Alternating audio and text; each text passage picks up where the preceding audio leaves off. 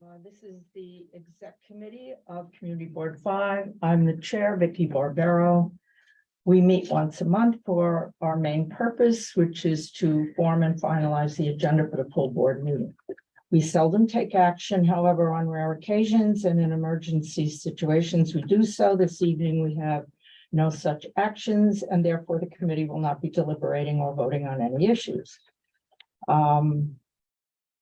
All members of the public are encouraged to sign up for and participate in the public session of the full board meeting and the public hearing of the full board meeting on Thursday, if they wish to speak to issues that are before the board for action or any other matters that may be of common interest to the board. And if you'd like to speak to the exec committee, it can be done by raising your hand at the end of this meeting. While we're waiting for Craig, there were a couple of things that I just want to mention about committee meetings. If everyone, we used to do a sheet of paper and have everybody sign in. And if we could have one for every committee meeting and have the committee chair call the roll. Because as I was just saying to Marisa, when we said, please introduce yourself, people at one point started telling us what committees they were on and where they live and why they joined the board. It was a real introduction.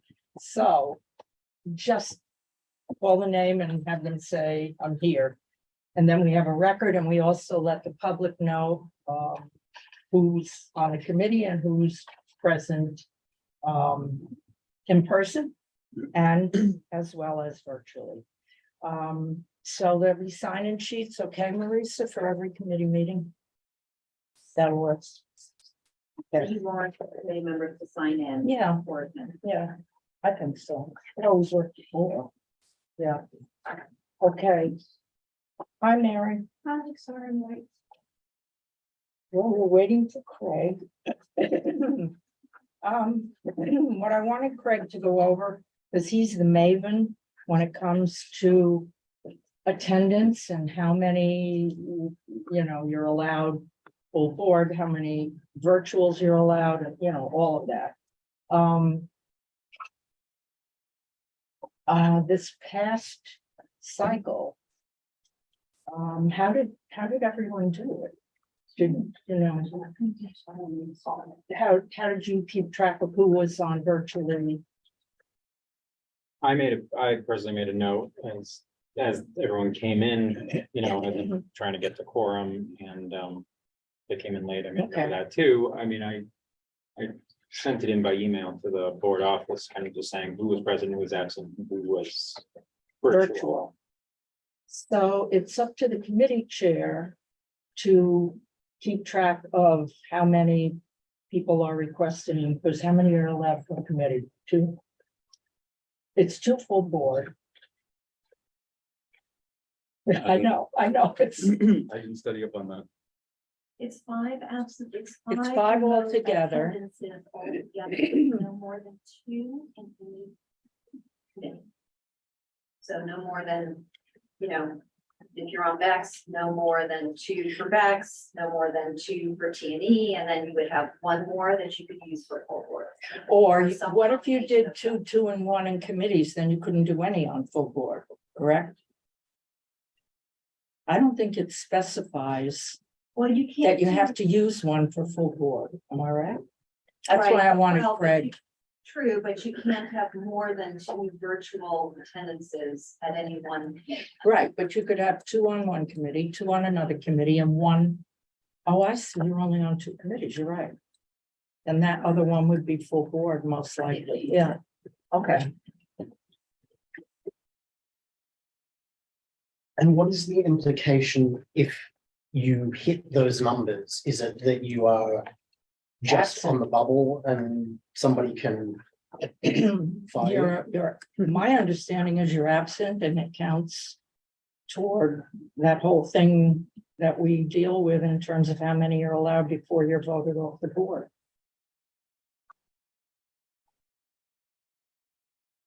Anything anyone else has on, thinking about this? Did you run into any complications or no?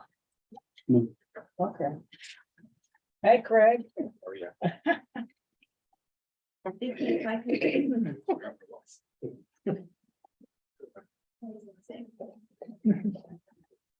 We're just talking about, Greg, about the, you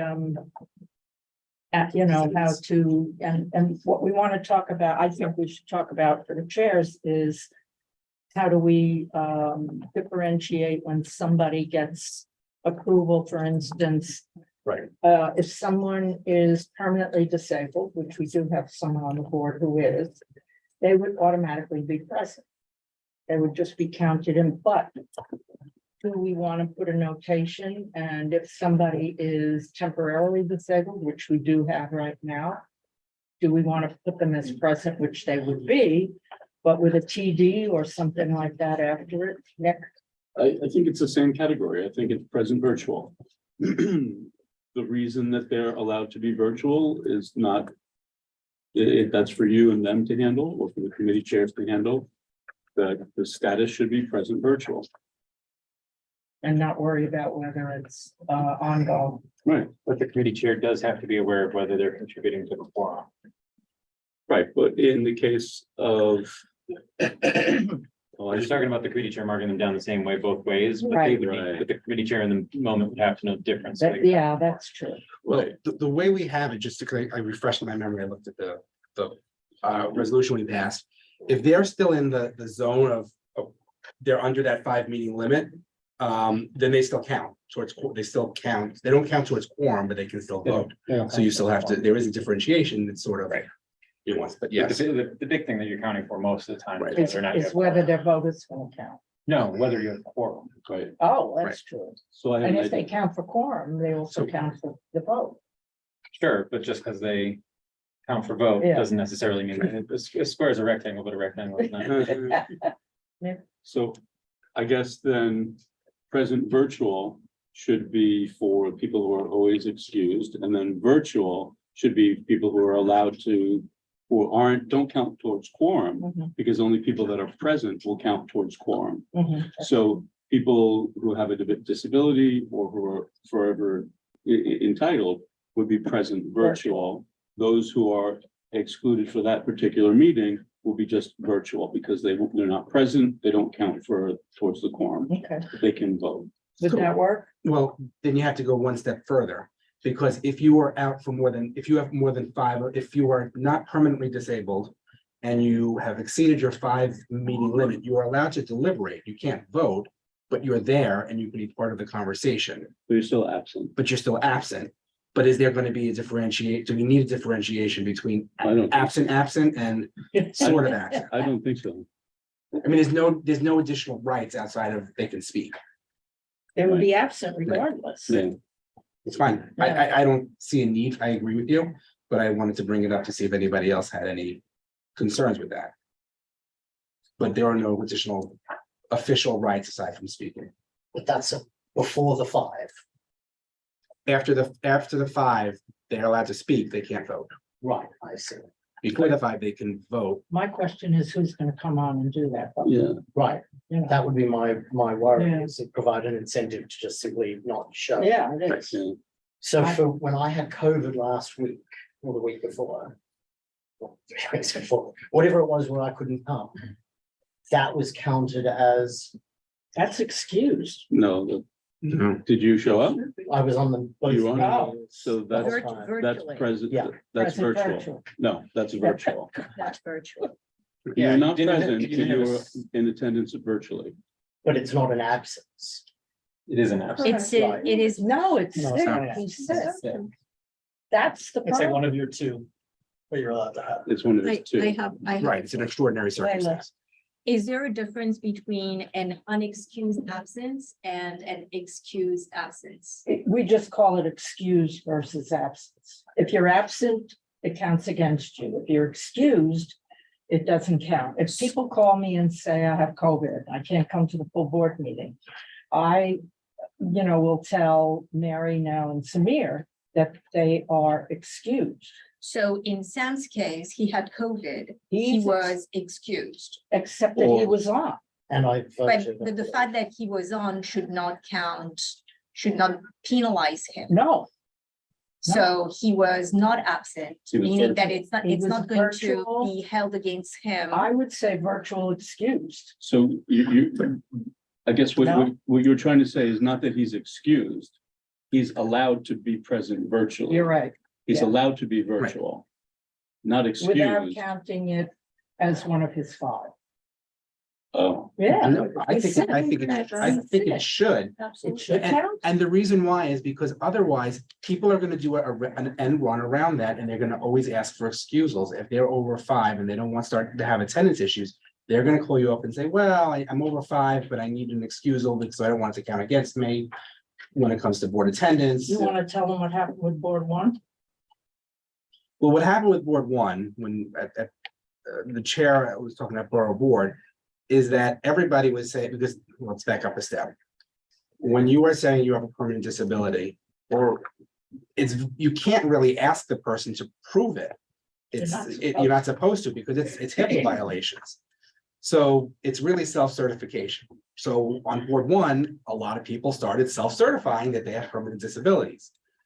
Of course, that created issues because while somebody may have had a permanent disability for the purposes of Board 1 attendance, if you looked at their Instagram feed or their Facebook feed, they were having a lot of fun at bars and vacations. So, but there's really nothing that Board 1 could do about it because somebody self-certified and said, I'm permanently disabled.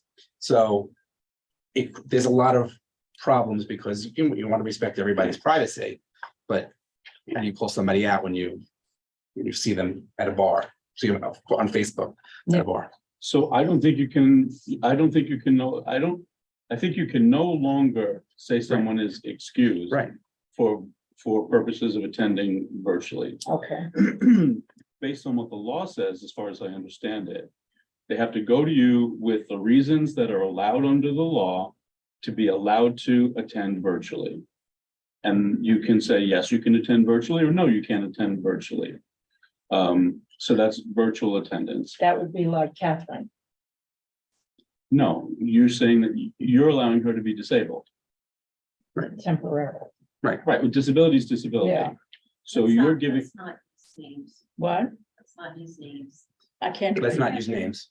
Let's not Oh. use specific. so Okay. So there's one person who is temporarily disabled. That person is present virtual. Okay.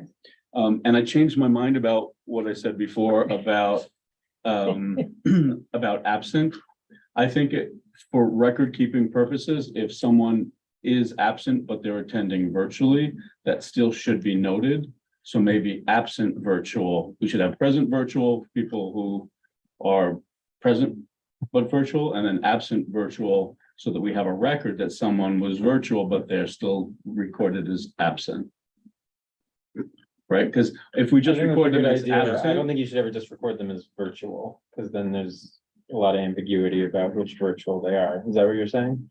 well, no, I think someone who is absent, right, but they attend virtually, that should be noted. There should be a designation for that. Sure. So maybe absent virtual, virtual absent, something like that. I think we need to keep the record straight that someone is recorded absent, but they attended virtually anyway. So is that, if they do that, are they attending just as a member of the public? They can, right, the law allows them to deliberate, but not to vote. So they have And I to come think- in as a participant. Yes. They have to Yeah. if they want to deliberate. Yes. Yeah. So I think we need to make the record clear about that. The only time I think that we should be issuing excusals, and I'll take an example of Layla.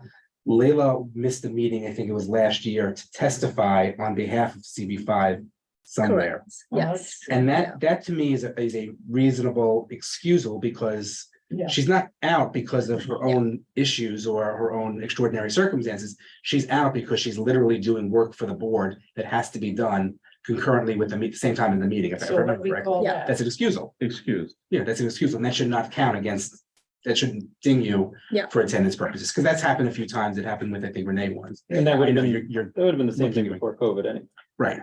Yes, but I think in terms of what she can excuse for is much more limited now. Renee, you have any questions? No? Okay. Take notes for us.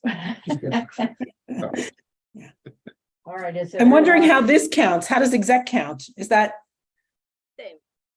same? So you're present virtual. Yes, Can we get a No. flow chart or I'm sorry. something? Yeah, I don't know that I'm gonna remember all that. Would be present virtual. No, she's not sick? I understood present virtual to be somebody who's petitioned the Oh. board with a disability.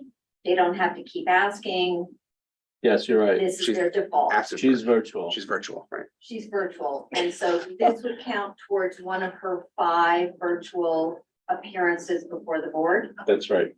So can I ask a question? If you get 5 virtual appearances before the board, what happens to 5 absences? Or are they mingled now together? So in other words, I have COVID, I am at home, I get onto the meeting, I participate in the meeting to the extent that I can. And then next week I'm out of town, and so I don't show up at That's all. absent.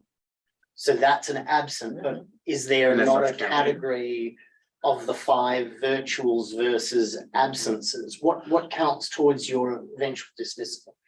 absence. Absence only. Just Okay. absence, yeah. Can I make a Yes. comment? Isn't it true, though, that if someone has still its 5 virtual capital intact and they are sick, but they can participate online, they could actually elect to be virtual. And that would mean that they would have 4 virtual allowed going forward. We should be able to elect to use this capital, whether we are, attending virtually because it's a convenience, or because it's sickness, or because it's a family obligation, or, a parent who has some childcare issue. I guess each member should be able to elect which category they want to be on. So that, if they want to be counted absent because they know they're gonna have stellar attendance after that, then that's fine. And if they, on the contrary, feel that, it's borderline, they could choose to qualify this unexpected absence as virtual. At least from reading what we passed as a board, it has to be an exceptional circumstance. Like let's say I'm getting dinner with someone at 8, so I wanna be at home. That's not exceptional circumstance, so I can't like choose for it to be virtual. Does that Okay. make sense? And exceptional so then that actually qualifies even more in Sam's example where he was ill. Yeah, Right, Right. I would consider. Yeah, that's exceptional, yes. Yeah, It's just like the idea of paid time off as opposed to having to say, oh, this is sick day or just have one category. what if people everybody is still going to get a participant invite? The way we've done it this month is, no, we don't give anybody a panelist invite unless the chair of the committee Oh, tells us, I've Oh. approved for these 4 people to attend virtually. okay. And that's the only way we send a panelist invite. We had 2 people last month that didn't check with anyone, but were on virtually. So the question is, how would you That's my notate question. that? so that's virtually absent, virtual but absent. I wouldn't do it first time around. Yeah, no, I think it's going forward. Yeah, that's Yeah. I think it's sort of, we had the So- holiday. But I like I like the chair needing to be aware of it in advance The and sign committee off on chair it. and then the chair of the board for full board. Yeah. And the law requires that their excuse be approved. Right. So I've come up with 5 categories. Okay, Present, present virtual, all right. virtual, virtual but absent, and absent. Right. Okay. Does that cover it? I believe so. My head And is- I wasn't kidding about a flow chart. The one that I think is still sort of perhaps intentionally vague is the just virtual, because what is the scenario under which you're just virtual and not present or not absent? And why would you be So, there? and there, so let me start from the beginning and then we'll run through it. Maybe that'll help. So present, you're physically present in the room. Present virtual, you're present, you count towards quorum, you have a permanent disability, so you're entitled to be virtual. Virtual, you have an exceptional excuse, you've been pre-approved to attend virtually, you're not present, so you don't count towards a quorum and you can't vote. With me? Virtual, right. you can vote. But I think you You can vote, you can Because I vote. voted, I thought, present virtual, you should be able to vote. You can virtual, vote. you can vote? Yeah, so I reviewed this, yeah. I reviewed Oh, this, okay. yeah. All right, thank If you. you, with the, You just with, don't with the count extraordinary circumstances, you can vote, you just aren't part of the quorum. You're not Okay. physically there. Great. Next would be virtual but absent. Mhm. That's for somebody who's busy or having dinner, but they want to watch the meeting anyway. They can participate, but they can't vote. Right? And then absent, you're neither physically present or virtual. Okay, On the plain P for present, do you want to make it in person like IP or not? Just present is enough? present means in person. Yes. It would, Okay. it's understood. Yeah. Okay. All right, we will have a closure. The only thing I was fuzzy on is that virtual can vote. It's specific in here. Okay, Virtual is kind of like virtual with a temporary excuse, right? So virtual can vote, but they don't count towards a quorum. Right, And they virtual legally, is they capped legally at cannot. 5. Got Yes. it. Virtual is capped at Yes, 5, right? yes. So if somebody calls the chair and says, I have to come, I can't come in person. But I'll be on virtually. You will put them down as, Depends on the reason. You have to approve the reason but then based on the law. there should be something else giving you an idea what it is. What is it? What's the reason? I don't know, and we can't ask the reason. You have to tell us this. If For it's an person is- extraordinary If circumstance. it's disability, Then that's present virtual. But if they have a disability, that has to be, that's a permanent disability. I mean, it could be It could permanent be for 6 temporary. months. Right, permanent is permanent until it's not permanent, right? But it can't be, oh, my back is hurting me tonight. That's Right. not a permanent disability. Yeah. If I'm in a leg cast for 6 months, that's a permanent disability that will eventually not be a permanent disability. Right. So- Can we change virtual to like an ongoing virtual or something, just to make that that's clear? why I use temporary and permanent. But Permanent is- virtual, It's just like the idea that that's the only one that doesn't have a qualifier, I feel like that's. But that one's temporary. that's only one That's, case by that's a case. single excuse tonight. Oi, Oh, okay. all I can say is oy vey. Mhm. I am so glad, Craig, you're gonna do it for full board, and you guys are on your own. There's one more hiccup that I just do want to bring up. Oh, God. That affects all the people in this room. You're allowed to have 5 because you can miss a couple of each of your committees. People around this room do not have 2 committees, they have 3 committees. Right, So it is kind of a little bit of, we're at a little bit of a disadvantage because we have presumably a 3rd. yeah. I'm not saying we need to do anything, but it's something that we should just be mindful of and at some point monitor to see if it becomes a problem. Because we put ourselves at a disadvantage and anybody, we do occasionally have people who serve 3 committees. It's not common, but it does happen. And we might want to think about, once we see how this goes, I don't think we need to deliberate this tonight, but I think we should agree. think about it because we don't want to disadvantage somebody. For doing more work. And just out of curiosity, just to be clear, the 5 absences, that is the law, not. No, that is not the law. That's our law. That's ours, and the reason why we did 5, and there's no specific quantitative reason, but. You have to have people in the room, otherwise you're not gonna get quorum, so you had to disincent people from being there, if you had 10. It would make it much easier for people to say, hey, I have childcare issues, or whatever it is. Yeah. Because again, extraordinary circumstances are extraordinary circumstances, if you say there are extraordinary circumstances, that, I could say I have COVID and not have COVID, and I could lie.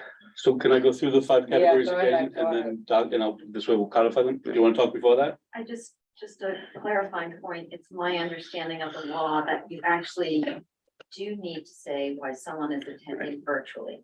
You don't need to be specific. Right. If it's a disability, you can just say disability.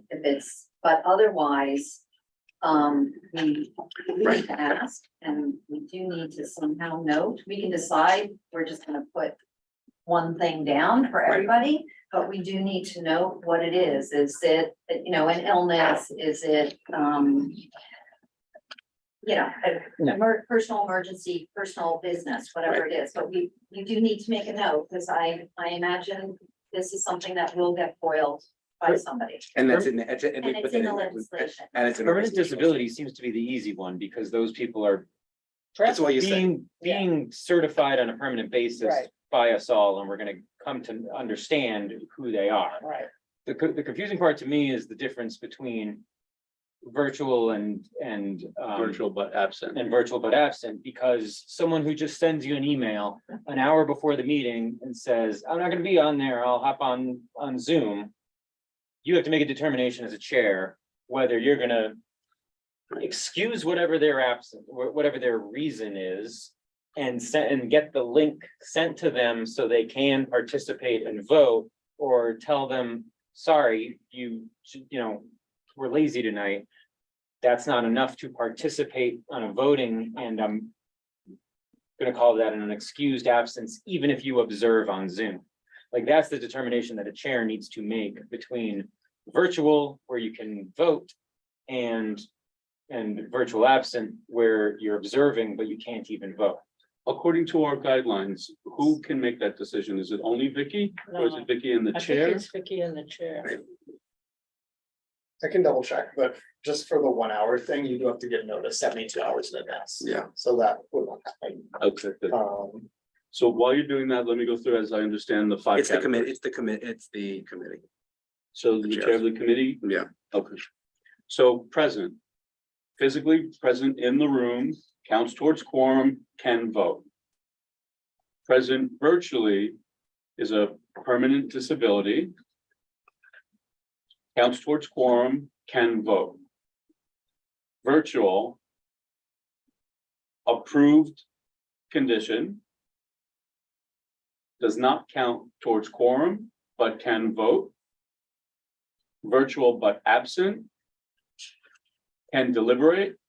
Not counted towards quorum, cannot vote. Absent, self-explanatory. Is that right?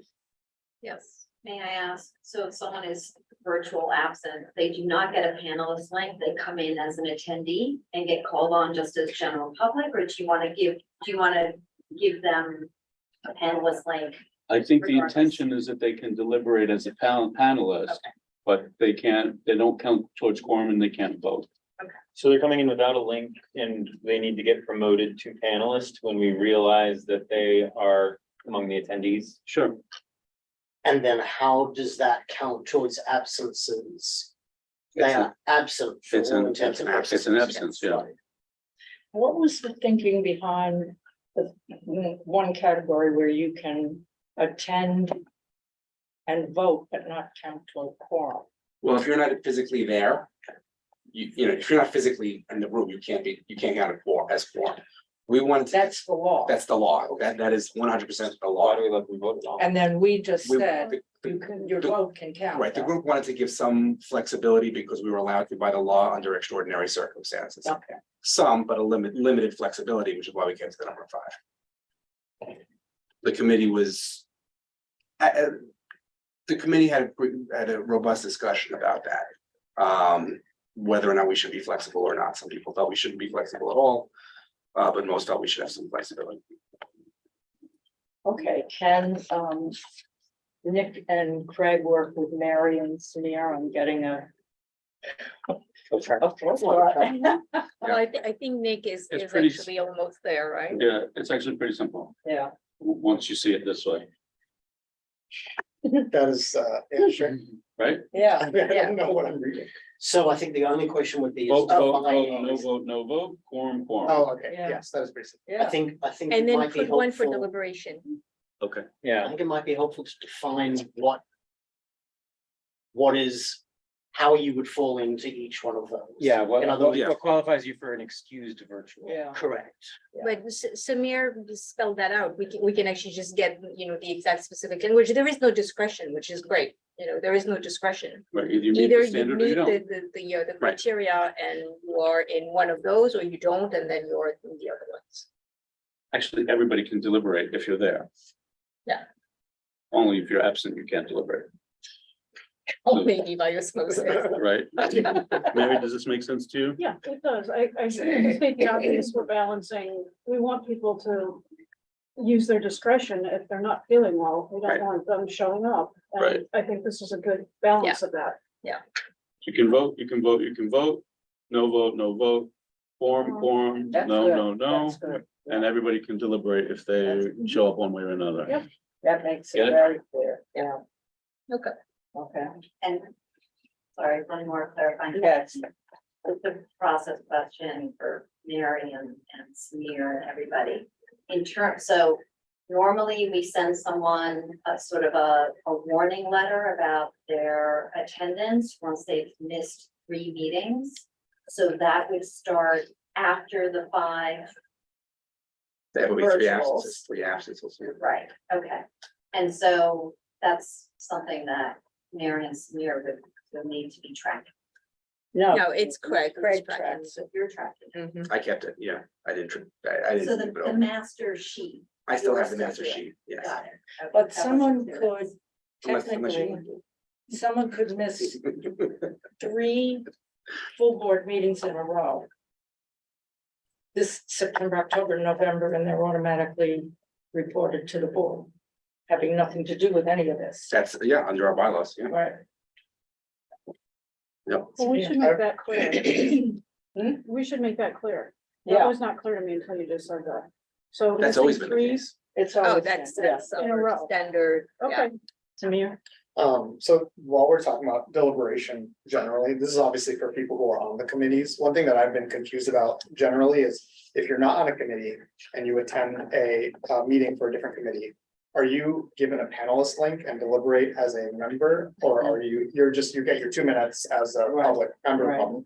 We came to the conclusion it's too confusing Got it. as to who's the real members and who are not. Got it. And that applies if you're virtual or in the room. Exactly. Yeah, as an example, if I may, Go ahead. this week, or was it last week, I was on I came to the Bex call because it was something of interest to me. I was not a panelist, I couldn't see who else was on or anything like that stuff. When I spoke during the public session.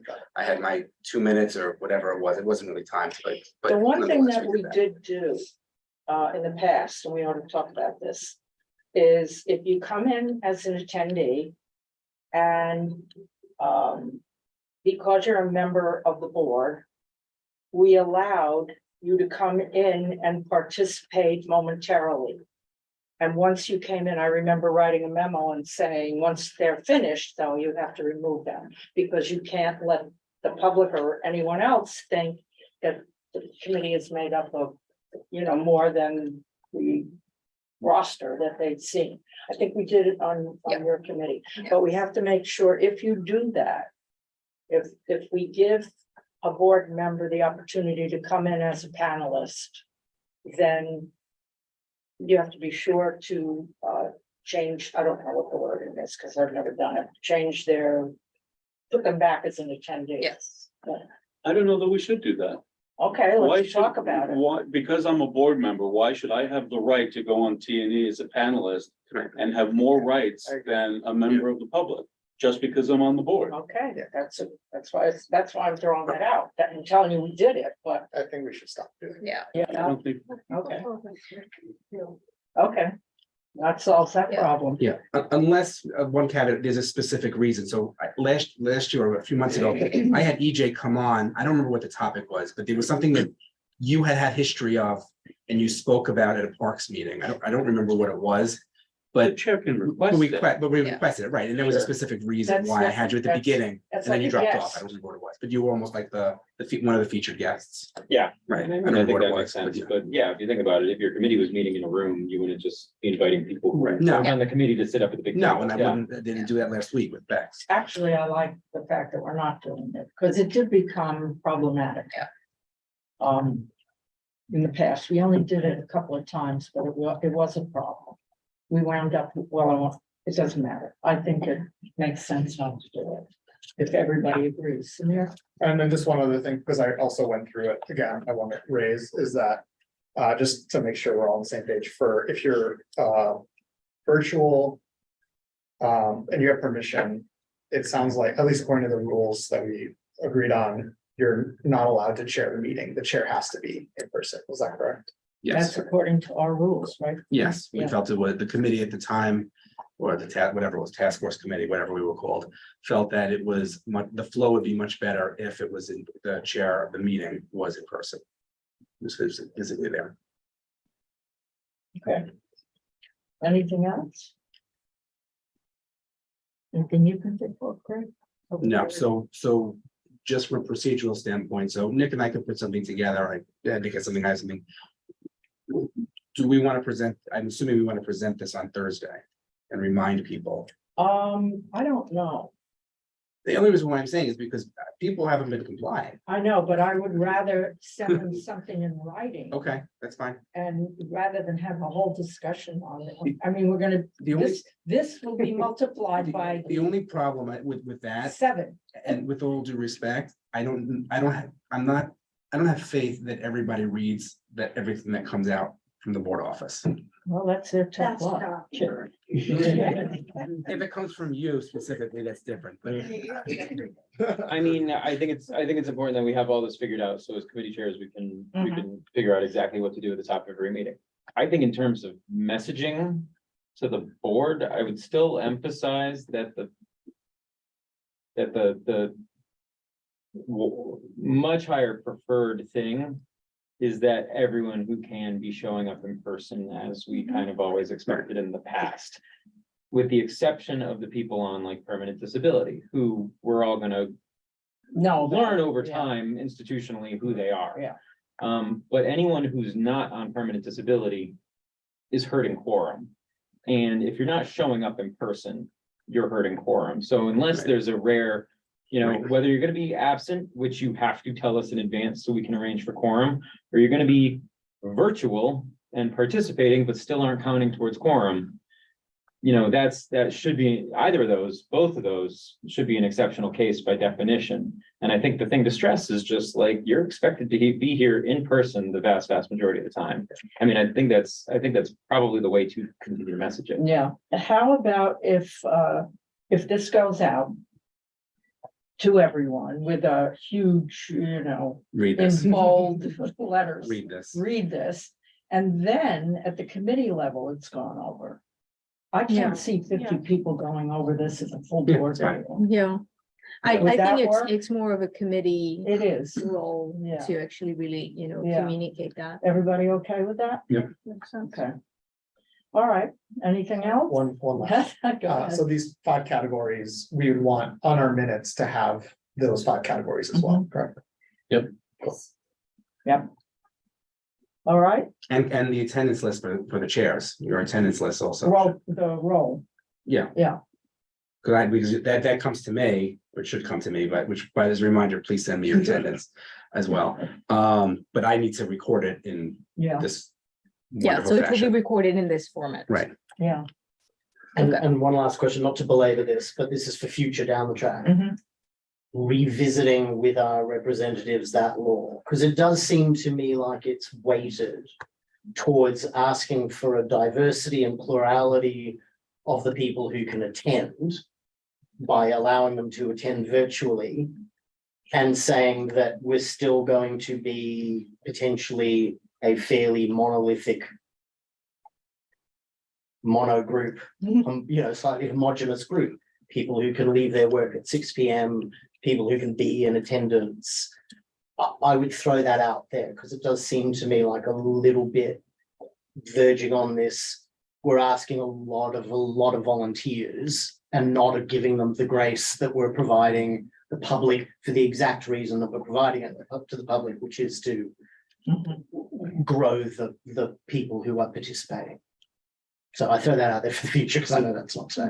The law actually sunsets in a year, so it will be revisited. Lovely. Great. Yeah, I've mentioned this to Vicky. I think this is probably something that we could take up or she could take up at Borough Board. Because this is not gonna be a unique issue for us, maybe a little bit more unique because we're more of a business board, not everybody lives in the district, but this is not gonna be unique to us because Board 1, Board 2, Board 3, all of the boards in Manhattan, probably around the city, will have the same issue, and I think there's strength in numbers. They're having an issue right now. And from what I understand, we're one of the few boards that came up with, Yeah, when I was at the meeting, but you told me Right. that they were shocked. Right. Because some of them have nothing. They just said you can attend however you want, and they don't get quorum. That doesn't shock me that every board didn't go through the entire cycle. Good for them, right? serves you right for giving me something to do. Yeah. She should do Yeah. that. and- Yeah, all right, let's move on to our committee reports. We'll start with Leila. Land use was not, right? Correct, So it's yeah. landmarks. So we had 3 items on the agenda. The first, we had 2 applications and 1 request by a member of the community. So the first application was a resolution for 488 Madison Avenue, also known as the Look Building. It's an individual landmark across from catty corner from across from St. Patrick's Cathedral. And the applicant is actually proposing to create a new entrance on the side street. So, a major alteration, but the committee felt that it was done in a very tasteful fashion, very contextual with the existing building.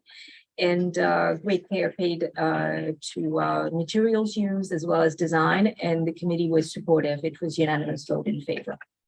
Okay, anybody have any questions or comments? Okay. Go ahead. The second resolution was for 1 West 29th Street, also known as the Marble Collegiate Church. This is an individual landmark at the corner of 5th Avenue and 29th Street. Subsequent to the tragic demolition of the Bancroft building, which was the adjacent building to the west, the west facade of the church is now exposed. The applicant felt that this brick exposed facade is actually not very appealing. They're also dealing with a structural issue where in the course of the demolition of the Bancroft building, a staircase covering was actually demolished. And they are also experiencing some waterproofing issue on this wall. They are proposing to actually reclad the western facade, which is a very vast area with a limestone veneer. They explained to us that actually the original marble quarry that was used to construct the church has been depleted, and they tried very hard to find other marbles that would be of same color and finish, and they were unsuccessful. So they reverted to limestone, which is a different stone, much more porous, but they feel that it will be adequate. The committee overall felt that the proposal was acceptable. We just had an issue with the fact that the return from the west facade to the south facade, which is the main facade of the church, would be altered. So we recommended that instead of doing a return with limestone, they basically remove the existing marble stones and reuse them. Or for those areas where maybe the marble is damaged, that they find a different marble but of a smaller quantity, where they should be able to actually source that. In the end, it is a conditional approval that was phrased as a deny unless this condition is met. It is really just for a sliver. I think the applicant was sensitive to our concern and was willing to actually explore a solution that would be conforming with our recommendation. And the vote was unanimous. Okay, anybody have any questions? Okay, And then the final resolution is a request for evaluation for a building located at 576 Fifth Avenue, which is at the corner of 47th Street and Fifth Avenue. This is known as the Howard Building. The building was constructed at the turn of the 20th century. It was actually the very first building on what is now internationally known as the Diamond District. So that was the very first building of the Diamond District built by diamond dealers. The building is very elegant and very beautiful. Alterations have been done at the ground floor, and the cornice has been removed. But other than these minor alterations, the building has great integrity. This was actually sponsored by a resident who actually doesn't have any particular stake. He's not a neighbor. He's not, his motives were really purely for the historical and architectural value of the building. It is worth noting that this is the last building of the Diamond District. Every other building on 47th Street has been demolished. The committee felt he gave actually a really good presentation. He had the support of the Historic Districts Council and made an eloquent case for the value of the building. The committee voted in favor of recommending evaluation of the building to the Landmarks Preservation Commission, and the vote was unanimous. Good, okay. Any questions? Okay. And then How we about had the a joint, yeah. so I don't know who should present for that. That's gonna be my question. Craig? I wasn't there, so I mean, I can have Kim do it, or I could do it. No, I so- can, I mean, I can do it if you want me to do it. I just have to. refresh do myself it, more. Sure. So, wait, I don't. But if see you it. want, if you want me to do it, I can do it. No, that's fine. It was actually, fairly minor in scope. So basically the Central Park Conservancy came back to us to propose the refurbishment of 2 public bathrooms in Central Park. The Central Park entirely, buildings, land, trees, grass, everything is landmarked and therefore has to go to LPC, and every community board that is abutting Central Park gets to weigh in. We always like to weigh in on these applications, even if, the structure that is of concern is not so close to CB5. In this particular instance, they are 2 public bathrooms, one at the Great Hill and the other one at the Delacorte Theater. In terms of landmarks, meaning that, the physical structure and its integrity, the proposal is extremely well done. A lot of restoration of historic features of those buildings, and some alterations that are very, very mindful and very well done. Overall, the committee was extremely supportive. On the operational use of the facilities, a lot of really great questions. Craig, do you want me to touch on those? Sure. Very quickly. So concerns that were raised included what is going to happen in the course of construction, where are people going to be rerouted so that they can use a public bathroom. So they indicated that there would be signage. A number of concerns over reducing the environmental footprint of the bathrooms, using less energy, less water, better fixtures that are smart fixtures, which the Conservancy said they would consider.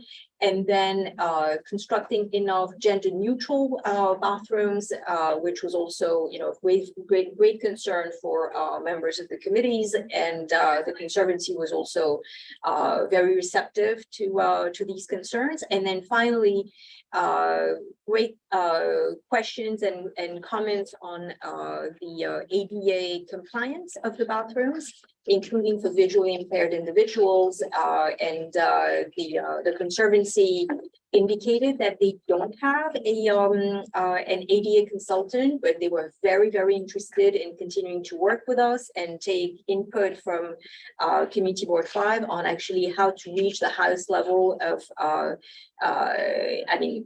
going beyond compliance on the issue of accessibility, not only, the mobility accessibility, but also visual accessibility. Okay, And overall, it was an approval of I did not proposal. see the final, I saw the draft. But the draft didn't have the tally, so I just requested the tally, make sure it's everyone and not two committees. 'cause Correct, it's- 'cause yes. it's committee of It was a all. committee of, Right, absolutely, Okay, yeah, will good. do. any questions? All right, and Leila, that order is good, I know you requested going first. Oh, it was first for today. Oh, just Yeah, today? yeah. Well, we can leave it for, So I'm Thursday? very happy, whatever works Whatever. for you on Thursday, All it's totally fine. Does anyone have, Nick, are you gonna have a lot of people? I don't think so. Oh, I know who is. Look at his look. I've already told Nick during the public hearing that we've got to be aware of people signing up and how to handle it. Do you want to go first? In case we have a huge number of people, what do you think? It's up to you. Doesn't matter. I mean, yeah, I think it's up to you. It's gonna be the public session.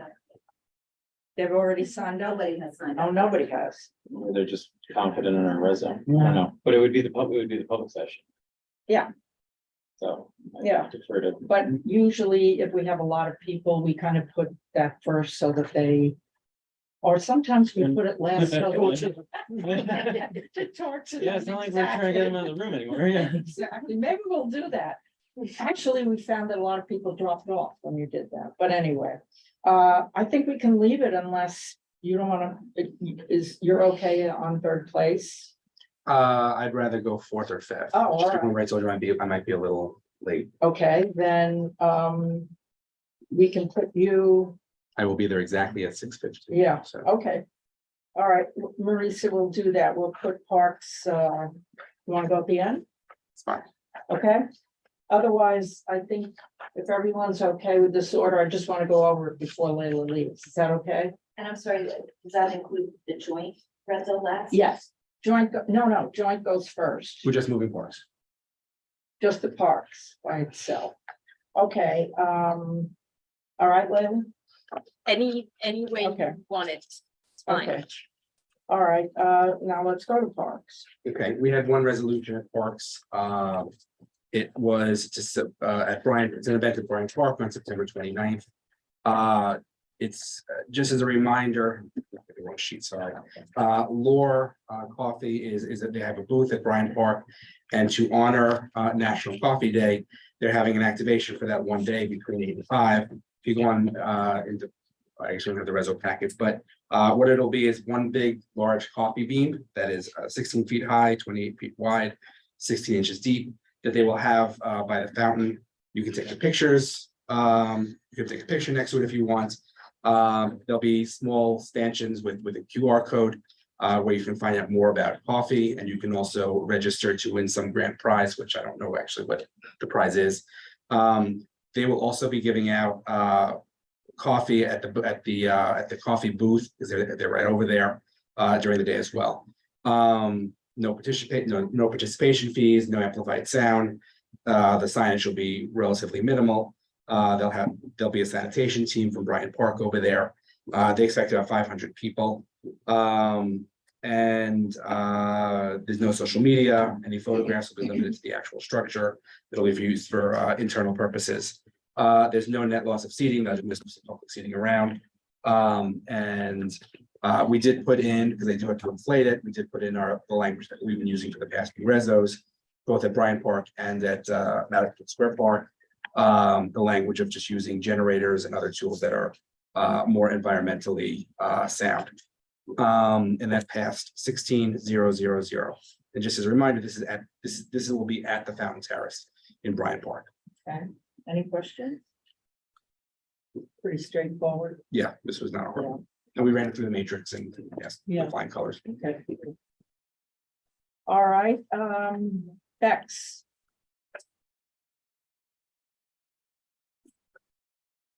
Sorry, just unmuting. Hi, Vicky. We just have a report at Bex. We had two people that came to the Bex meeting. First was Superintendent Kelly McGuire for District 2. He reported to us and took questions on the schools in our district. He is very confident that we're very prepared, that we have been able to hire. He's been able to hire enough teachers, enough bilingual teachers. We talked about national trends across the city that he felt wasn't really affecting our district. He reported that proficiencies in reading and literacy has remained flat for our district, meaning they haven't fallen like other districts have. We are not seeing the absenteeism because there's only one high school in District 2. So in terms of middle school and the other schools, we're not seeing sort of the absenteeism that you'd see in high school. He spoke about getting the migrant children into the schools, and they're working hard on that. Children can either go to their zone schools, which would be, I know that Craig spoke about his local school, the local PS 340, or they can go to bilingual schools, and in those cases, children are bused from their hotels. Gifted and Talented is being expanded, and that's about it. He answered a lot of questions. And then we had someone come in, Laura come in, who spoke to us about the HERC sites. If you don't know what a HERC site is, that is the humanitarian relief centers. We have two in our district. We have the Roosevelt Hotel that everybody's heard about. We also have the Walcott. And Laura spoke to us and took a lot of questions about what's being provided to the people at those sites. It's all families with children at this point. They're moving people, singles into congregate settings. They're going to be moved to Creedmoor and Randall's Island. She talked about the services that people are being connected with, just in terms of, when people come in, they're being screened. They're being connected to services in terms of, psych services, education, vaccination, all of those sorts of things. She stressed that people really want to work, and that's the thing that they try to get people hooked up with. That's what they're pressing for. Okay, great. Thanks, Renee. And the budget, do you want to say anything about budget? Yeah, the committee's working on the budget.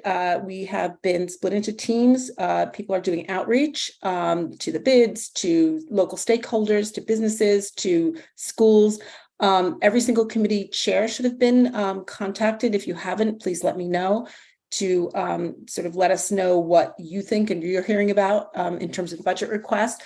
There's also the survey that's on the website, on our CB5 website, and encourage people to really fill out that survey, because that helps us with our district needs statement. Okay, great. Thank you, Renee. Okay, next up is SLAP.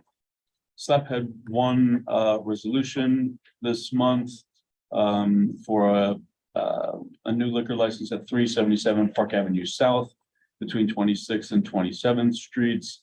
The issue with this application from the start was the hours of operation that the applicant requested. They wanted to be open till 4 a.m. 7 days a week, which is way beyond our precedent in that area and in any area where there's a dense proximity between residents and businesses.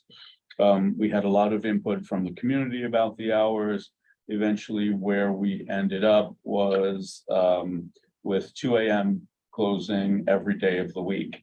And I'll note that even that is a little bit more lenient than a little bit later than we typically approve. But what we found was that block on Park Avenue South between 26th and 27th Streets has absolutely no residents. Not a single resident is on that block. The nearest resident is over a block, at least a block away, or around the corner.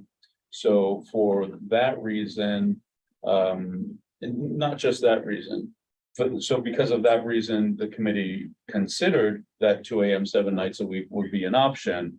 But then based on the quality of the operator's experience, the fact that the operator has other venues in CB5 with no issues, the committee did agree to 2 AM, 7 nights. And that was unanimous, 12-0-0-0. Okay. Any questions on that one or comments? Yeah, can I ask a question? Was Yeah, there a sure. community meeting or how, yeah, Yeah, there was a lot of community input. but was there a meeting like you're going to do with the W? Yes, Okay, and so everybody showed up for that.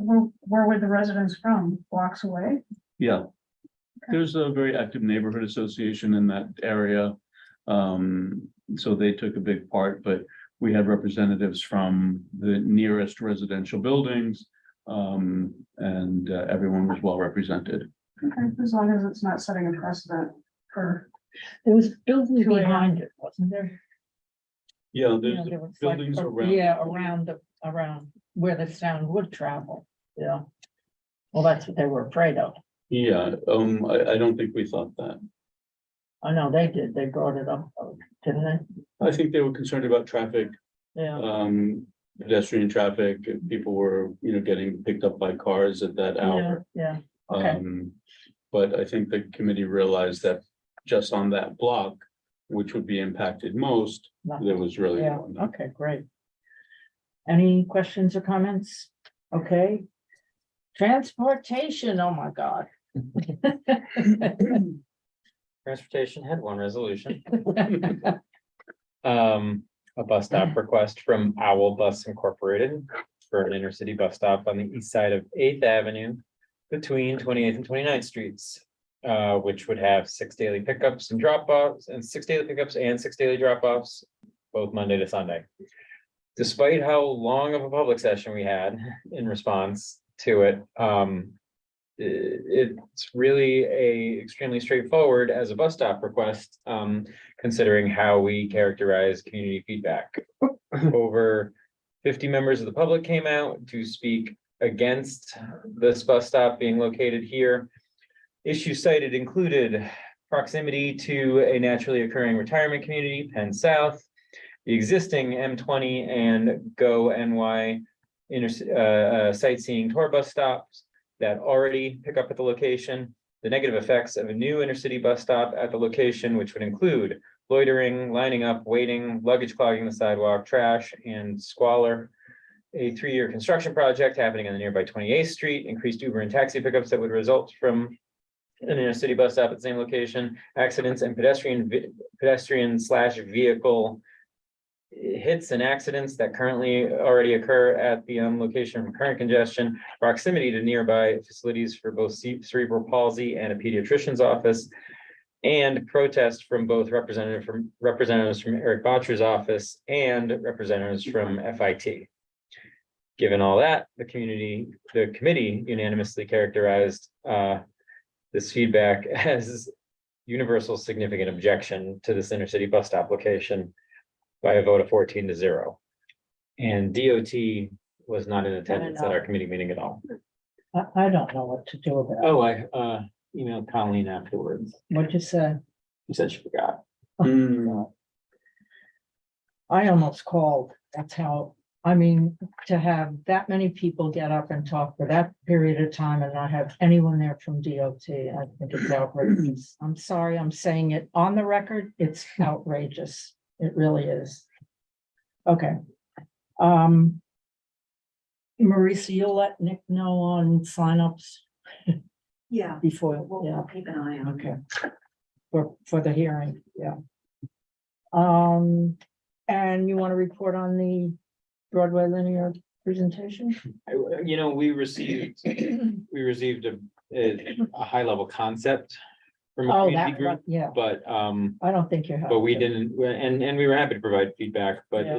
it wasn't Yeah. a fully fleshed Okay, out we'll take that proposal, off. and I don't think we need to present that. Okay, that comes off. And I think that ends all of our resolutions and reports. Anything else? Is anyone on from the public who would like to say anything? Do we have two public members? We do, yeah. So if you'd like to speak, you could use the raising hand function.